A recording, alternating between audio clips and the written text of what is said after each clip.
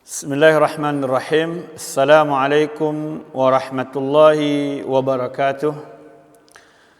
Alhamdulillahi rabbil alamin.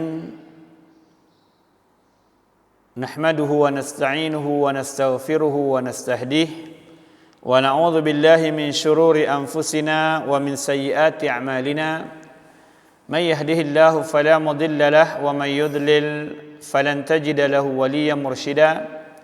نشهد أن لا إله إلا الله وحده لا شريك له ونشهد أن محمدا عبده ورسوله لا نبي بعده اللهم صل على محمد وعلى آل محمد كما صليت على إبراهيم وعلى آل إبراهيم إنك حميد مجيد وبارك على محمد وعلى آل محمد كما باركت على إبراهيم وعلى آل إبراهيم إنك حميد مجيد اللهم إنا نسألك علما نافعا ورزقا طيبا وعملا متقبلا اللهم إنا نعوذ بك من علم لا ينفع ومن قلب لا يخشع ومن نفس لا تشبع ومن دعوة لا يستجاب لها. Masyarakat muslimin, sidang pendengar, penonton channel Sentul Mengaji yang kami cintai karena Allah Subhanahu wa taala. Kita berdoa kepada Allah, mudah-mudahan kita termasuk di antara hamba-hamba Allah Subhanahu wa taala yang dibebaskan dari neraka Allah Subhanahu wa taala di antara 20 malam yang telah berlalu yang Allah Subhanahu wa taala berikan kepada kita. Satu malam saja di antara malam-malam itu Allah Subhanahu wa taala ijabah doa kita dan penuhi permintaan kita untuk menjadi satu di antara hamba Allah Subhanahu wa taala yang diterima untuk diselamatkan dari neraka Allah Subhanahu wa taala.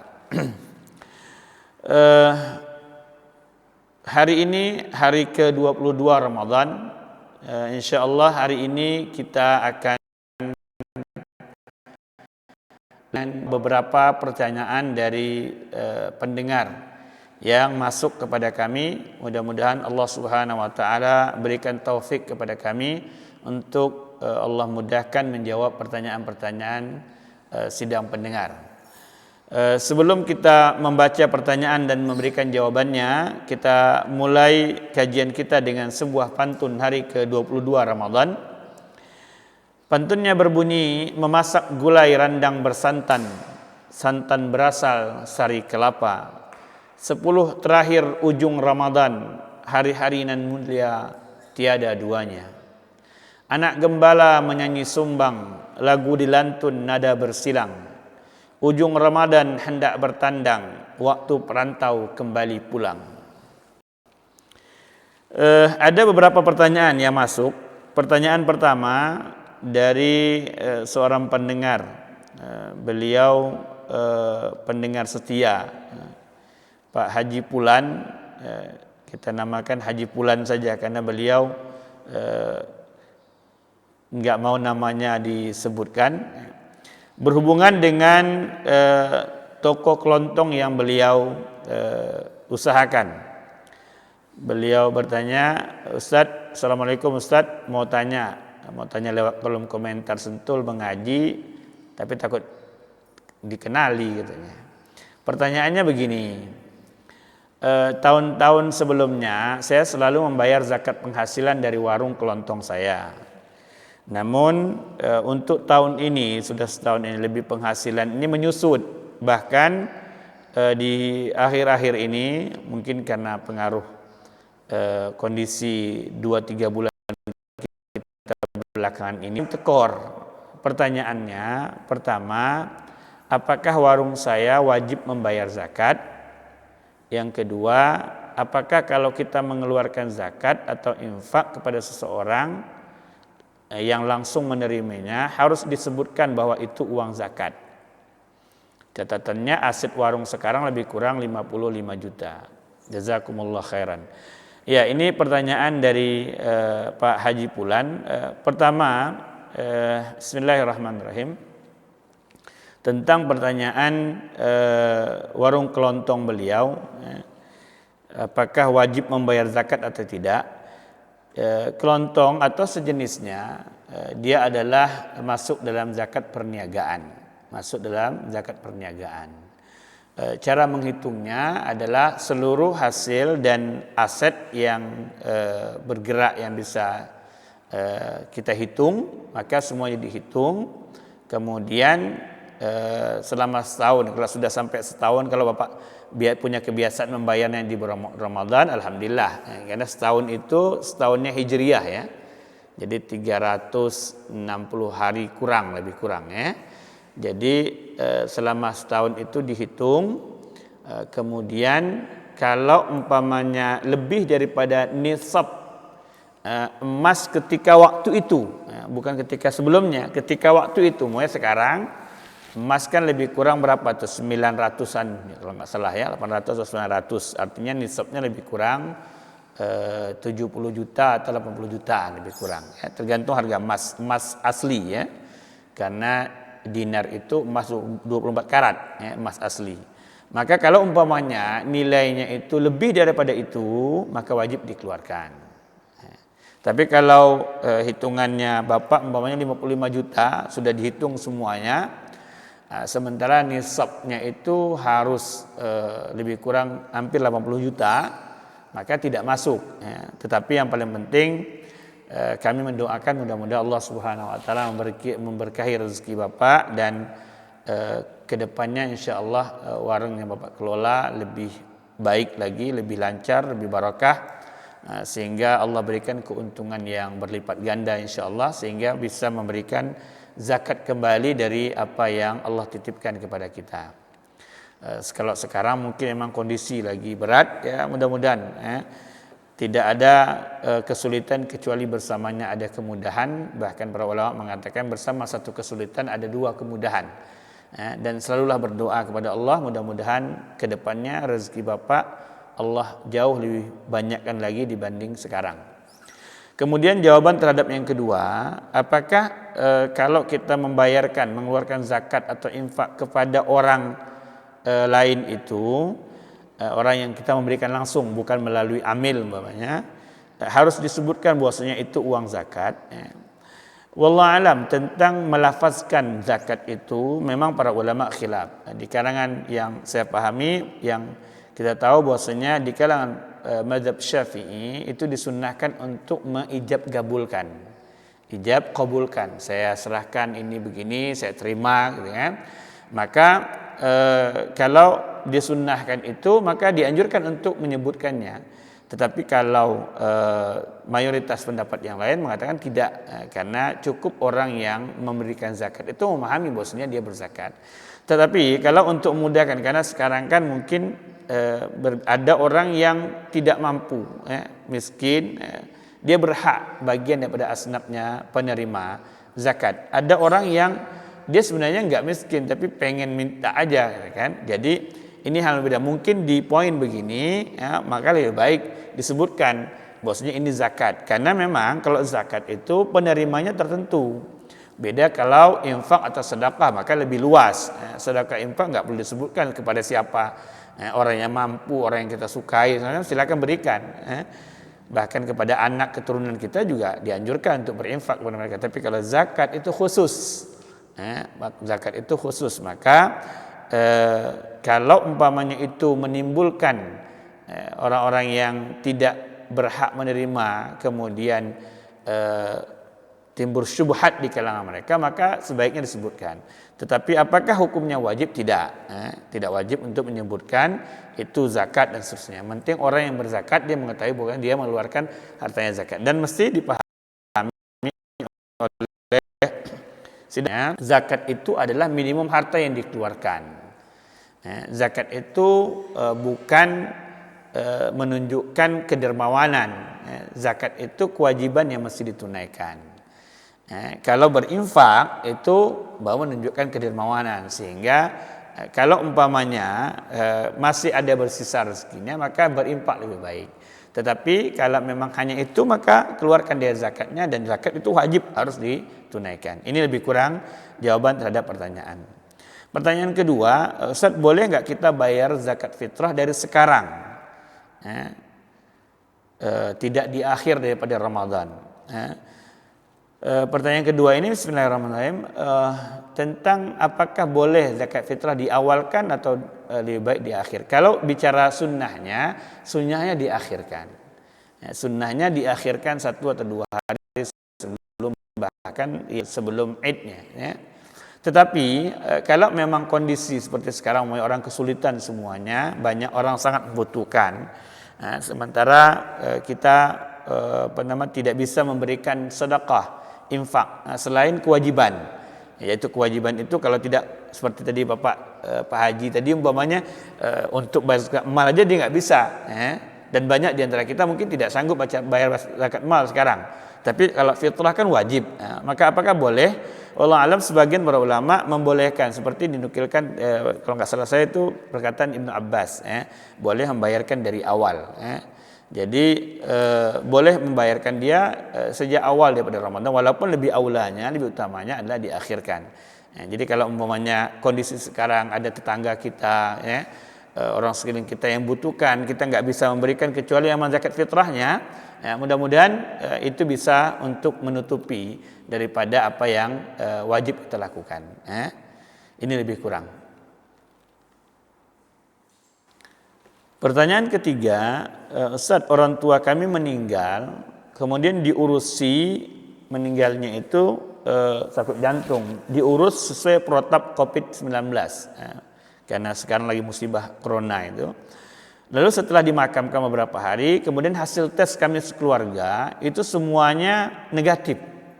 Artinya orang yang berinteraksi dengan bapak itu semuanya negatif. Pertanyaannya, apakah boleh kami membongkar kuburan orang tua kami untuk diurus normal seperti biasa? Mungkin ini karena ketika COVID-19 kan protapnya itu berbeda, bahkan cuma beberapa orang yang bisa ngurusin menyolatkannya, dengan menguburkannya. Mungkin kita kalau ditinggal orang tua kan pengen ngurusin sendiri, mandiin sendiri, bahkan mengantarkan jenazah ke kuburannya sendiri, gitu kan? Ya, orang tua, anak terhadap orang tua wajar. Tetapi nasihat kami terhadap kondisi seperti ini, sebaiknya tidak membongkar kuburan orang tua. Pertama, tidak bisa dipastikan bahwasanya kalau keluarganya negatif, si pasiennya juga negatif. Kan berapa banyak kita dapatkan bahwasanya ini pasiennya positif, tapi orang yang bersinggungan dengan dia negatif, gitu kan? Jadi tidak mesti bahwasanya orang yang bersinggungan dengan penderita COVID-19 itu juga harus positif, walaupun mesti diawasi, tetapi banyak kita dapatkan bahwasanya tidak mesti semua yang berinteraksi kemudian menjadi positif. Itu poin pertama yang mesti dipahami. Yang kedua, membongkar kuburan orang tua di tengah kondisi seperti sekarang itu akan menimbulkan masalah, akan menimbulkan fitnah di kalangan penduduk sekitar, kan. Oke lah kita menganggap bahwasanya orang tua kita tidak, umpamanya itu pun masih dibuktikan, tapi orang lain kan akhirnya menimbulkan fitnah, khawatir, takut segala macam. Sedangkan apa yang sudah dilakukan dengan protap COVID-19 itu, insya Allah itu sudah sesuai dengan kewajiban syar'i pada kondisi itu. Kan kalau yang kita tahu kan, walaupun nggak bisa dimandikan, tapi kan ditayamumkan, kemudian disolatkan juga. Bahkan Anda sebagai anak-anaknya boleh datang ke kuburan, kemudian solatkan dengan solat gaib. Karena Rasulullah SAW pernah satu waktu ketika beliau mendapatkan seorang perempuan yang biasa membersihkan halaman masjid, kemudian ketika beliau pulang dari kan itu enggak ada, dia bertanya kepada sahabatnya. Sahabat mengatakan bahwasanya sudah meninggal. Akhirnya Rasulullah SAW pergi ke kuburannya mensolatkannya. Nah, ini menunjukkan bahwasanya Anda bisa lakukan juga mensolatkan tanpa mengurangi hak-hak anak kepada orang tua. Jadi tapi mudaratnya lebih besar kalau kita melakukan pembongkaran. Jadi nasihat saya, karena tidak ada kewajiban yang mesti dilakukan juga, gitu kan. Jadi nasihat saya, kalau terhadap kondisi seperti itu udah biarkan. Yang paling penting adalah sebenarnya ihtisab, berharap kepada Allah, mudah-mudahan Allah Subhanahu wa taala menjadikan orang tua kita ini mati dalam keadaan husnul khatimah, bahkan mudah-mudahan bagian daripada orang yang mendapatkan syahadah, apalagi kalau meninggal di bulan Ramadan, kan? Mudah-mudahan kemuliaan itu yang paling penting diminta. Kemudian adapun mengurusinya, ya kalau umpamanya ketika itu tidak bisa, mudah-mudahan Anda sudah diberikan uzur oleh syariat. Tidak perlukan fitnah yang baru. Ini nasihat saya, supaya kan wajar juga merasakan sebagai anak itu berat kalau semuanya nggak bisa ngurusin orang tua, apalagi nggak bisa melihat wajahnya gitu kan. Tapi berdoalah kepada Allah Subhanahu wa taala, mudah-mudahan Allah mengumpulkan kita di surga Allah bersama orang tua kita, sehingga bukan hanya melihat wajahnya, bahkan hidup bersamanya selama-lamanya di surga itu lebih kita harapkan. Ini yang perlu kita perhatikan. Kadang-kadang memang rasa itu berbeda dengan yang mestinya kita lakukan. Kemudian pertanyaan ketiga, Ustaz, berhubungan dengan ini pertanyaan juga yang tadi orang tuanya meninggal. Kami tinggal 2 beradik. Saya laki-laki dan adik saya perempuan. Tinggal ibu. Apa yang mesti kami lakukan terhadap harta orang tua kami? Terhadap pertanyaan ini, pertama yang mesti diperhatikan bahwasanya hal yang wajib dilakukan terhadap si mayit ketika beliau meninggal adalah pertama membiayai dari hartanya, membiayai seluruh urusan pemakamannya itu dengan hartanya. Ini yang terbaik. Jadi harta orang tua yang dia tinggalkan itu uruslah untuk mengurus jenazahnya. Bahkan para ulama terdahulu biasa membeli kain kafan, persiapannya, bahkan beli tanah untuk dikuburkan, macam-macam.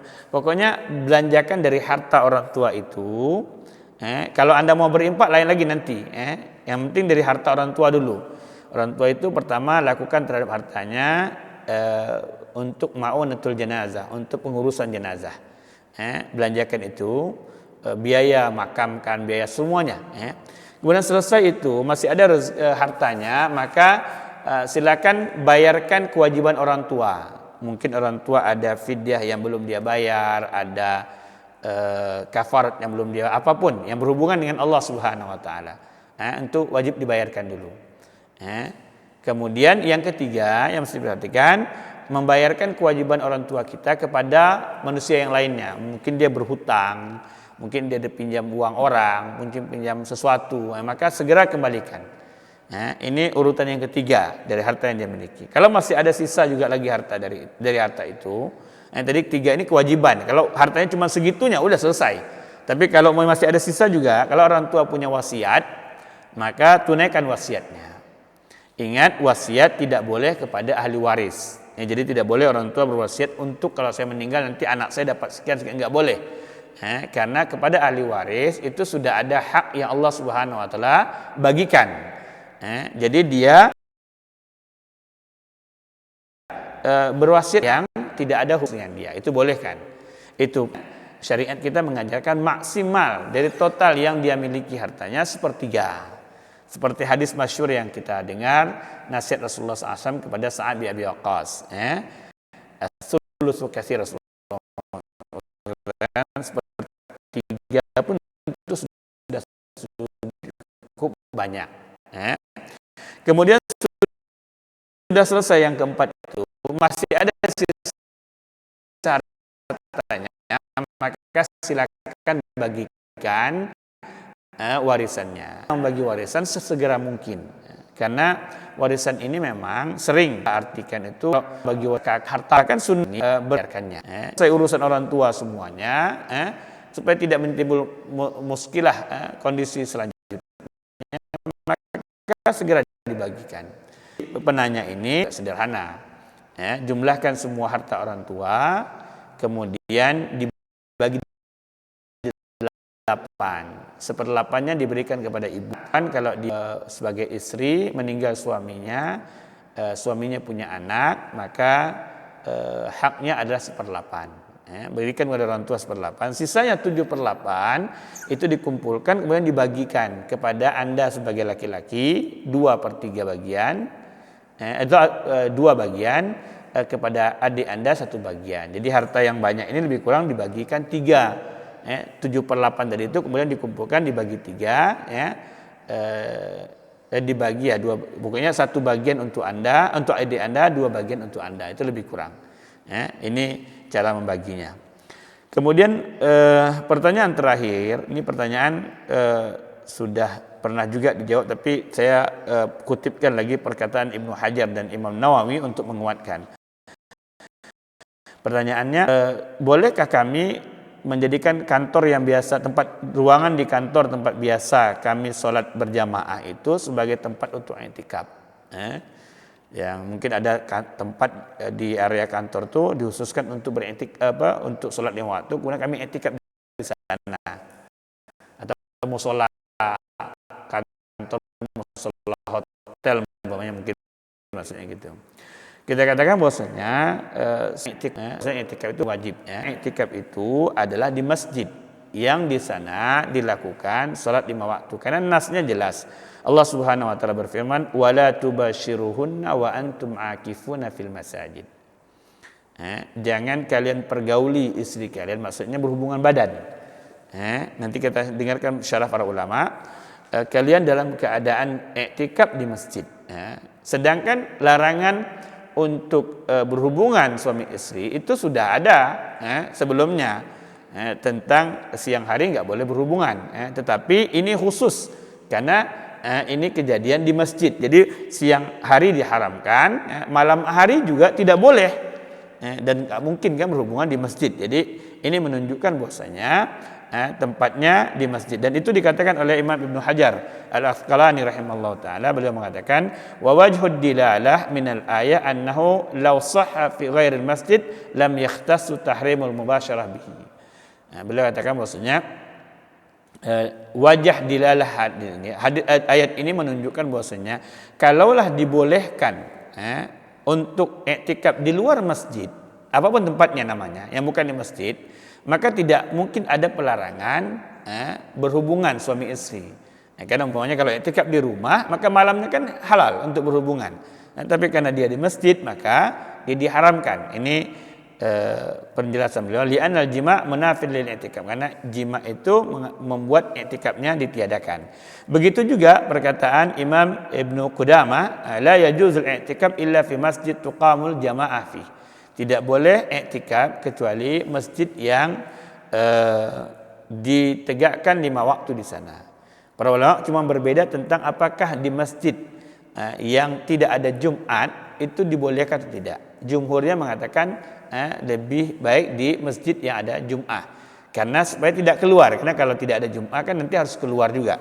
Walaupun sebagian ulama membolehkan untuk masjid yang 5 waktu. Kemudian terakhir kita nukilkan perkataan Imam An-Nawawi rahimahullah ta'ala. Beliau mengatakan, la yasihul i'tikaf minar rajul wala minal mar'ah illa fil masjid. Tidak boleh i'tikaf baik lagi laki-laki maupun perempuan kecuali di masjid. Ini menguatkan lagi jawaban kita sebelumnya, bahwasanya tidak boleh beriktikaf kecuali di masjid. Jadi kalau kita sekarang umpamanya lagi kena musibah, tidak boleh kita berkumpul di masjid, tidak boleh mengadakan berjamaah di masjid atau berkumpul-kumpul di masjid, maka kita punya uzur untuk tidak melakukan i'tikaf, dan berdoalah kepada Allah. Mudah-mudahan yang punya kebiasaan i'tikaf tahun sekarang mungkin belum bisa untuk i'tikaf, mudah-mudahan Allah Subhanahu wa taala catat tahun ini sebagai kita orang yang i'tikaf. Karena begitu sabda Rasulullah SAW, bahwasanya orang yang punya kebiasaan melakukan amal soleh kemudian dia punya uzur, maka ketika uzurnya itu orang sakit, orang berhalangan apapun, maka di uzurnya itu Allah mencatatkan kebaikan yang biasa dilakukan. Itulah indahnya Islam ini, agama yang begitu interaksi antara hamba dengan Rabbnya itu sangat kuat, sehingga di setiap qadar yang Allah tentukan itu ada hukum yang Allah Subhanahu wa taala berikan. Mudah-mudahan itu bisa menjawab semua pertanyaan dari yang datang kepada kita, dan mudah-mudahan Allah Subhanahu wa taala memberikan taufik terhadap jawaban yang kami berikan. Semua yang benar kami sampaikan murni dari Allah Subhanahu wa taala dan Rasulnya, dan yang salah murni dari lisan kami sendiri dan dari syaitan. Allah dan Rasulnya berlepas diri kesalahan yang kami sampaikan. Kita tutup dengan doa kafatul majelis. Subhanakallah wa bihamdik, asyhadu an la ilaha illa anta, astaghfiruka wa atubu ilaik. Assalamualaikum warahmatullahi wabarakatuh.